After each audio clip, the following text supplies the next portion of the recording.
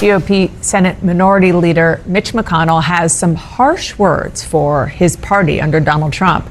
In an upcoming biography by the Associated Press's Michael Tackett, McConnell says the, quote, MAGA movement is completely wrong. I want to bring in CNN's chief congressional correspondent and host of Inside Politics Sunday, Manu Raju.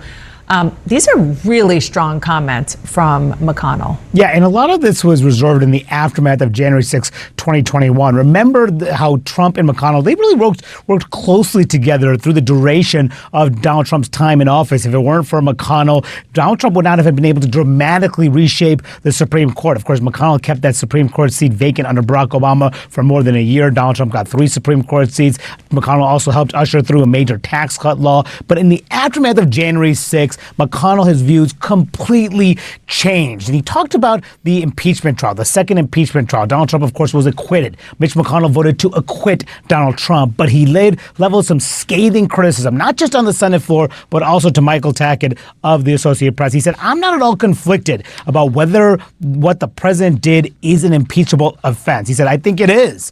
Urging an insurrection and people attacking the Capitol as a direct result is about as close to an impeachable offense as you can imagine, with the possible exception of maybe being an agent for another country. Remember, he justified his decision to acquit at the time because he said it was a procedural argument. It was Donald Trump was out of office. The impeachment trial in the Senate happened after Donald Trump had left office. They said Republicans like McConnell said you can't do this to a former president. They thought Trump would be done with the Republican Party. No, they didn't. They knew he wasn't done. And they knew he had some life left in him, but they weren't going to disgrace him or take away his power because Trump accomplished a lot in 4 years for the Republican Party. If you, as a member of the country, feel differently, you might not be a supporter of Trump's, some of his things and what would be looked at as accomplishments, some people wouldn't agree with or tout or be so excited about. But CNN here is making a gallant attempt with 2 weeks to go to smear more MAGA stuff instead of talking about how wonderful Kamala has been. At this point, I think that she was on the right path maybe 2 weeks ago. But you want to let that go and then start toward the end, start leaning into how wonderful you are and let people start to feel comfort and know who you are. You've been asked some real kind of candid questions, nothing real difficult, but candid. Things you should expect to be asked. And the responses that we're getting from Kamala are crazy. So now we got everyone chipping in with Mitch McConnell, all those other Republicans. Any way they can, they want to try to draw a relationship between Kamala and the old Republican Party. And that scares me. It means that they've been just lying to us all along. That they really do play footsies under the table. I mean, it's no way that they could just link up the way they are so quick without there ever hadn't been some admiration going on. And they're being exposed right now. At that point, of course, that has not happened. But he did blame Trump, essentially, for what happened on January 6th. McConnell also says, I don't know whether you can make a conclusive argument that he's directly responsible for them storming the Capitol, but I think it's not in dispute that those folks would not have been here in the first place if he had not asked them to come and to disrupt the actual acceptance of the outcome of the election. And Dana, Mitch McConnell was so blunt throughout this biography. I've asked him many times over the last several years about Donald Trump, the aftermath of it, their falling out and the like. He rarely wants to engage in this topic, but he did here in this biography. He calls Trump at one point a sleazeball, a narcissist. He said not very smart, called him nasty, and just about every quality you would not want somebody to have. But he has endorsed Donald Trump, of course, and he was at. That's the key. He endorsed him. So out of all the stuff that we just heard this man say about Donald Trump, Mitch McConnell still endorses him. So if somebody's mad at their wife or their husband, they say something about him, then you guys bring it up. Oh, he said, it's desperation. Because I'm hearing way too much talk about the MAGA camp. Way too much talk about Trump. I think at this point, Kamala needs to break away from all that and quit sounding like a child when they're asked, well, how will your presidency be different from Biden's? Well, first, I'm not Joe Biden. Yeah, we know. You ain't Joe Biden. Then what are you going to do? She hasn't told us anything that she's going to do. She talks as like a speechwriter who's just going over the bullet points. But she is at this point now where you can only go over the bullet points so long. You have to begin to drill down. You have to. You have to drill down. You cannot continue to talk just grazingly over the top. You have to go start drilling down on some things. And I think everybody's starting to see it. You know, you're supporting too many things that Trump started or supported. And I think people who support you even are starting to go like, well, God, maybe he wasn't that bad. We survived him. And we're really at a crucial time in our country's history. I think the United States is due for a change. I don't know if Trump is the change that it needs, but we've been kind of governed under this prior to us being released from slavery. So this is the same government that enslaved us. So yeah, I think some changes need to be made. Some loosening up of some of the things that are going on in the Senate and Congress when they can just block a particular group from something that's as obvious as slavery, from reparations or whatever you want to call it. How about just policies? That would be the better way to call it. Just policies, and the other people in the country aren't governing. If they don't like it, they have to vote somebody else in. But we need to get people in there who are understanding that progress needs to be made. Something needs to be done with the immigrations at the border. We have such a bad thing going on with the immigrants down at the border, and it's because of the American companies. And then she gets on stage at that town hall, I think she did yesterday, with Anderson Cooper, talking about fascism, and Trump is a fascist. It's like, wow, fascists. You gonna call them fascists? And then you take money from Nabisco and Kellogg and all these companies and corporations that poison us through our food, and he's fascist. That's the part I can't take, when you guys are that hypocritical. You're doing one thing and crying and calling them. Don't take donations from people who are fascists, or companies who are trying to run the government from the corporate side. Don't allow that. But you do, because they all do, because you are all the same, pretty damn close. But there's something different about Trump, and I want to know what it is. I want to know what it is that he's seen or found out, and y'all don't want, like she said, he should never stand in front of the seal of the, what are you guys trying to do? And then my next thing that I thought was completely ridiculous just at the beginning of summer, and now I'm like really scared that he might end up being assassinated or dying, because it's like total desperation. Kamala's running the worst campaign. She is the worst candidate. She has no substance, nothing to talk about, no base. And she's supposed to win. I'm gonna tell you how this election is gonna go.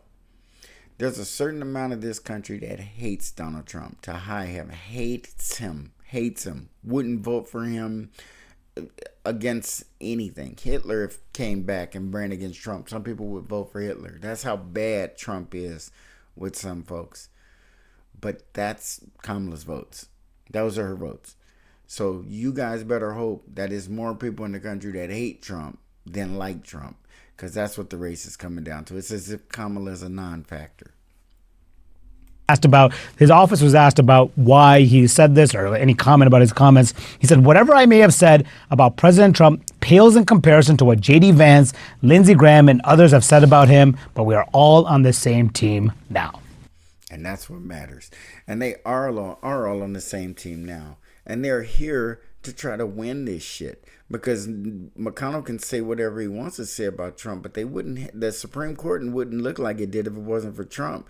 And the Supreme Court wouldn't look like it did if it wasn't for McConnell. They had to work together and make it happen. You can't trash a guy that bad who took your party in the direction it wants to go. He did not take the Republican Party off course. He hired all those federal judges. He stacked up the Supreme Court. He campaigned for Republican candidates all over the country. He used his popularity to help other Republicans advance.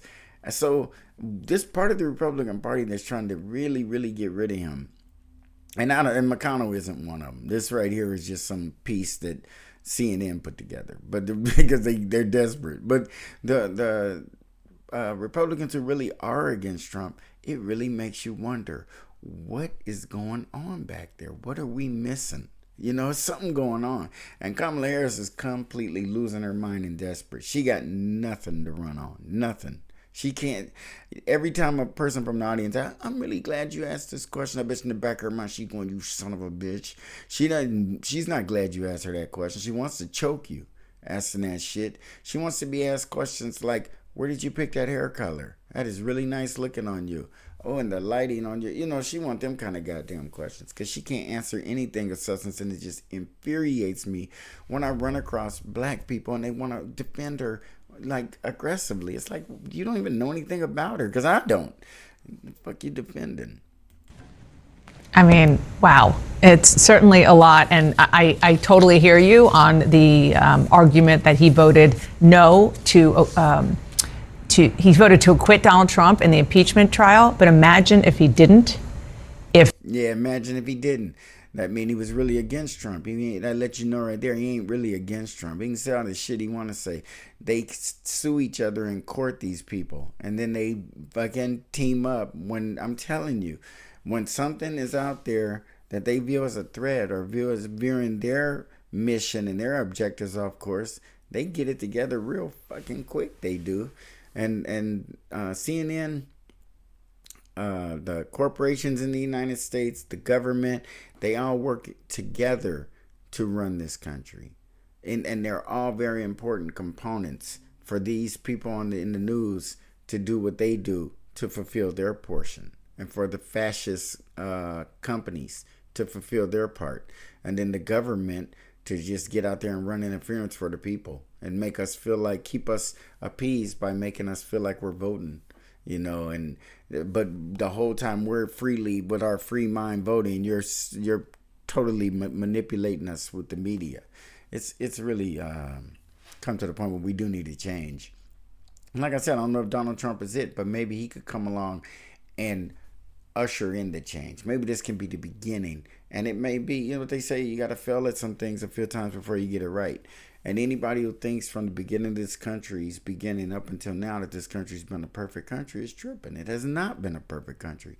So maybe it does need some tweaking and some things to happen, especially when you get black people right in front of a microphone and they're afraid to admit that the country is fundamentally racist. Oh, no, not America. But then every chance they get, they're bringing up racist things about the country. And why are we turning the page when you can't tell us why we're turning the page? We're turning the page on this racist system and this racist country and this racist tropes and all this racist stuff. But why are we turning the page? Just because we're tired of it?